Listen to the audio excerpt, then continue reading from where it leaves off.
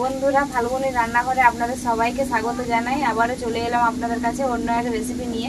তো আজকে আমি দুটো রেসিপি নিয়ে আপনাদের কাছে চলে এসেছি। কি দুটো রেসিপি বানাবো আপনারা প্রথম থেকে পুরো ভিডিওটা শেষ অবধি দেখতে থাকুন আর আমার সাথে থাকুন।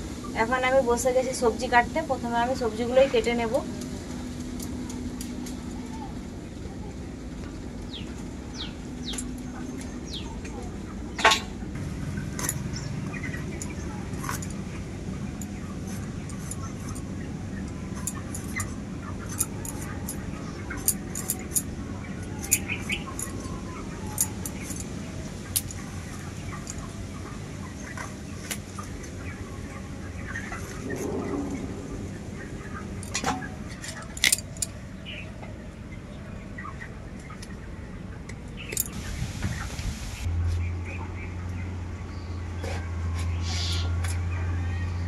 সবজিগুলো আমার সবই কাটা হয়ে গেল। এখন পরিষ্কার করে ধুয়ে নিয়ে চলে আসবো। সবজিগুলো আমি সবই ধুয়ে নিয়ে চলে এসেছি। উনুনে আঁচটা উঠে গেছে খুব ভালো করে। কড়াইটা বসিয়ে দেব। এরপর আমি কড়াইয়ের মধ্যে দিয়ে দেবো অল্প একটু জল। প্রথমে আমি লাউ ডালটাই বানাবো, তো লাউগুলো দিয়ে দেবো সেদ্ধ করতে।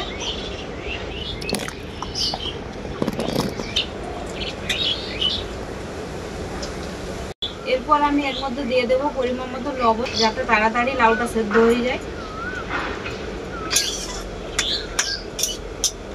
ঢাকা দিয়ে খুব ভালো করে লাউটা আমি সেদ্ধ করে নেব। কিছুক্ষণের মতো হয়ে গেছে, ঢাকাটা খুলে দেখে নেব। জল পুরোই শুকনো হয়ে গেছে আর লাউগুলোও খুব সুন্দর সেদ্ধ হয়ে গেছে। এখন আমি নামিয়ে নেব। কড়াইটা আবারও বসিয়ে দিয়েছি উনুনে। এরপর আমি ডালটা সেদ্ধ করে নেব। ডালের মধ্যে দিয়ে দেবো পরিমাণ মতো লবণ। খুব ভালো করে ডালটাকে আমি সেদ্ধ করে নেব। ডালটা অনেকটাই সেদ্ধ হয়ে গেছে। এখন আমি এর মধ্যে দিয়ে দেবো আদা বাটা,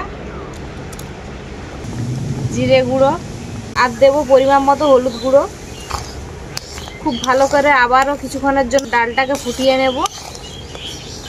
গুঁড়ো মশলাগুলো দেওয়ার পর ডালটাকে আবারও কিছুক্ষণ ফুটিয়ে নিয়েছি। তো এখন ডালটা খুব ভালোভাবে সেদ্ধ হয়ে গেছে, নামিয়ে নেব। এরপর আমি শুকনো কড়াই জিরে আর ধনে একসাথে ভেজে নেব।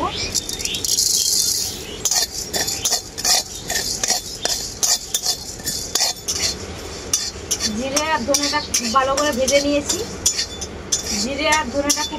ভেজে নিয়েছি। এখন নামিয়ে নেব।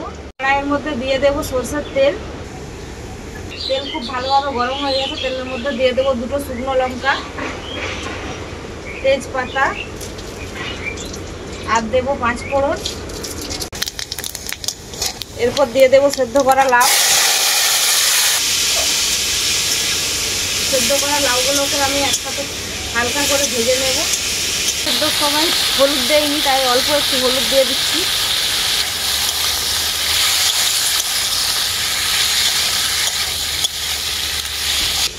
লাউটাকে আমি হালকা করে ভেজে নিয়েছি। এখন এর মধ্যে দিয়ে দেবো সেদ্ধ করা ডাল।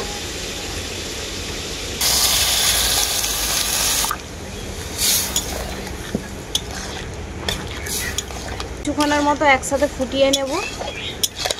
ডালটা কিছুক্ষণের মতো ফুটিয়ে নিয়েছি। যে ভাজা মশলাটা আমি বানিয়েছিলাম সেটা শিলনোড়াতে গুঁড়ো করে নিয়ে চলে এসেছি। অর্ধেক চামচের মতো দিয়ে দেবো ডালের মধ্যে।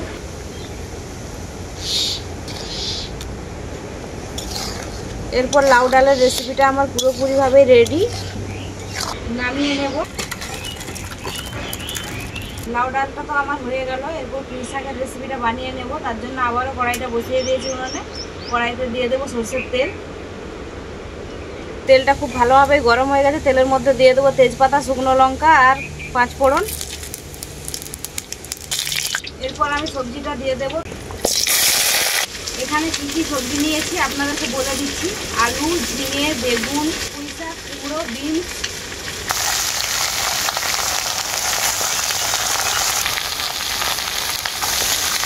সবজিটাকে এখন আমি খুব ভালো করে নাড়াচাড়া করে নেব। সবজিগুলোকে আমি খুব ভালো করে কষিয়ে নিয়েছি। জলটাও শুকিয়ে গেছে। এখন এর মধ্যে দিয়ে দেবো আদা বাটা। আদাগুলোকে সবজির সাথে খুব ভালো করে কষিয়ে নেব। আদাটাকে আমি সবজির সাথে খুব ভালো করে কষিয়ে নিয়েছি, আদা কাঁচা গন্ধটা চলে গেছে। এখন আমি এর মধ্যে কিছু গুঁড়ো মশলা অ্যাড করব। হলুদ গুঁড়ো, জিরে গুঁড়ো, ধনে গুঁড়ো আর দেবো পরিমাণ মতো লঙ্কা গুঁড়ো। সবজির সাথে মশলাগুলোকে আমি খুব ভালো করে কষিয়ে নেব।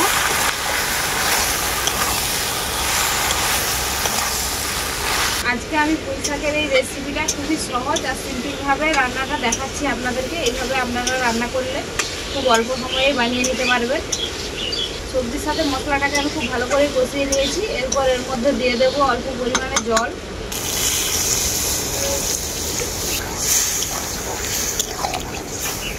এরপর ঝোলটাকে আমি খুব ভালো করে ফুটিয়ে নেব।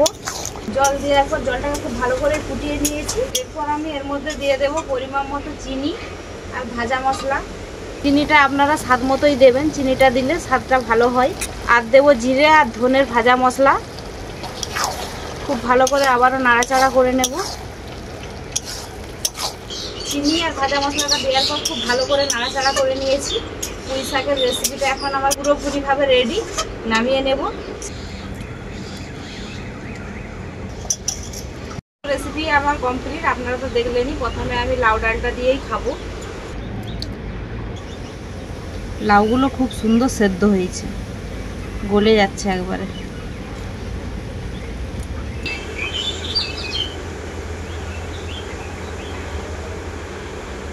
গরমকালে এইভাবে লাউ ডাল বানাবেন, এই লাউ ডাল দিয়ে এক থালা ভাত খাওয়া যাবে। গরমের দিনে লাউ খাওয়া তো কতটা ভালো আপনারা তো জানেনই। তো লাউ খেলে পেটও ঠান্ডা থাকবে আর শরীরও ভালো থাকবে।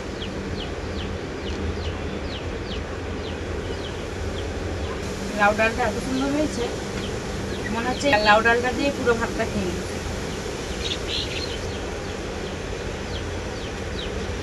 লাউ ডাল দিয়ে আমি ভাতটা খেয়ে নিলাম। এরপর সবজিটা দিয়ে খাবো।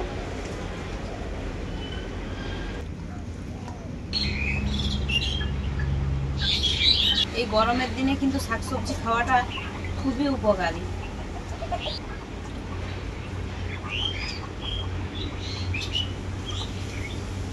সবজিটা একদম সিম্পলভাবে রান্না করেছি, তবুও কত সুন্দর লাগছে। আমি নিজেই বানিয়েছি, নিজেই বলছি। তা আপনারা এভাবে বানিয়ে খেয়ে দেখবেন, তাহলে বুঝতে পারবেন যে আমি মিথ্যে বলছি না। সত্যি দুটো রান্নাই দারুণ হয়েছে। পুঁই ডাঁটাগুলো একদমই নরম, মুখে নিতে একবারে মিলিয়ে যাচ্ছে। সব মিলিয়ে রান্নাগুলো দারুণই হয়েছে। তো বন্ধুরা, আপনারাও ওইভাবে বাড়িতে বানিয়ে খাবেন, খেয়ে আমাকে কমেন্ট করে জানাবেন যে এই দুটো রেসিপি কেমন হয়েছে। ভিডিও ভালো লাগলে অবশ্যই লাইক, শেয়ার, সাবস্ক্রাইব করে দেবেন। যারা যারা নতুন আমার ভিডিওটা দেখছেন, এখনও অবধি সাবস্ক্রাইব করেননি, প্লিজ সাবস্ক্রাইব করে আমার পাশে থাকবেন। প্রত্যেক দিনের মতো আজকেও বলছি, আপনারা ভালো থাকবেন, সুস্থ থাকবেন, নিজেদের খেয়াল রাখবেন। আবার দেখা হবে পরবর্তী ভিডিওতে নতুন কোনো রেসিপি নিয়ে।